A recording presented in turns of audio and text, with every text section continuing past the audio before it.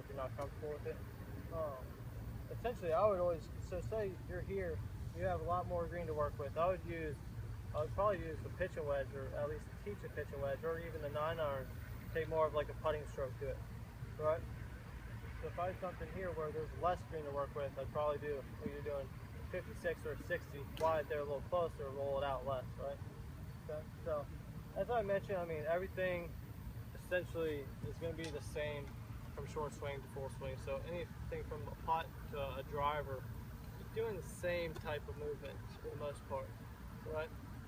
Okay, but for chipping, we just did pitching. Obviously, you have some key things that you want to work there. Essentially the same thing, just a shorter swing. Okay, so we're doing the same type of movements, like with Mr. Davis and Mr. Thomas, the same kind of things we worked with that extend the shaft drill. So we're trying to incorporate that as well. All right, so I mean, with chipping, I'd say like what me and Mr. Davis were talking about, probably get you a little bit closer to the ball than you were with pitching. Obviously, we're taking a little bit shorter swing. It's almost like you're putting, but with a wedge in your hand. Okay, so obviously you're going to have everything moving together. It's going to be a lot more upper body than it was with pitching. Okay, I still want that lower body to move with your swing, but that's pretty much all we're doing right there. Is that little movement there. Okay, so I would say anytime you want to play. So for instance, there's shorter shots or lower shots or higher shots. All we're trying to do here, if you want to hit that ball higher, I'd say take a weaker grip. So essentially getting those thumbs down that grip there. So if you want to fly it lower, strengthen that grip, make it a little bit stronger, and show those knuckles a little bit more. Okay, obviously if you want to play it lower, you want to make that grip stronger, so showing a little bit more knuckles in our left hand, right?